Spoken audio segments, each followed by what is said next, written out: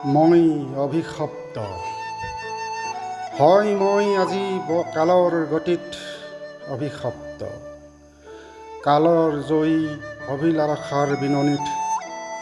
কোনে শুনিব মোৰ সুপ্ত গুপুত গাঁথাৰ ফুলৰ মালা। জাতিক স্বাভিমানৰ তাগিদাত কাল জয়ী হ'বলৈ গৈ আজি নিজেই নিজৰ বৰঘৰতে আলহী হৈ অবিশ্বৰ অভিশপ্ত। কোনে শুনিব, কোনে ক'ব, কোনে বজাব সেই বিজয়ৰ অগণি ঢোল। মই বাৰপুৰা বৰ পুখুৰীয়ে কৈছোঁ, ঘিলাধৰি নৈৰ বুকুত জাহ যোৱা নাই। সাক্ষী হৈ মই আজিও আছোঁ, বাৰপুৰা নাম লৈ ওৰফে বৰপুখুৰী হৈ।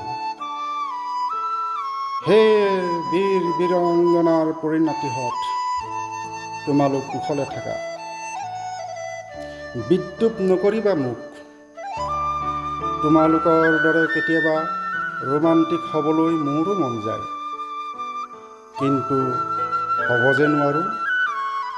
কিয়নো তোমালোকে দেখিছাই মোৰ কটৌ লগা দৃশ্যৰ পিটনিত তোমালোকৰ আঠাও পুঠাৱে দিলে জন্ম, হৈ পৰিলোঁ মই অভিশপ্ত। তেজত যদিহে আছে বীৰ বীৰাংগনাৰ শেষ প্ৰবাহিত ৰক্ত, তেন্তে আছা কিয় ৰৈ আৰ্তনাদ শুনি আজিও উদ্ধাৰ কৰা এই অভিশপ্ত।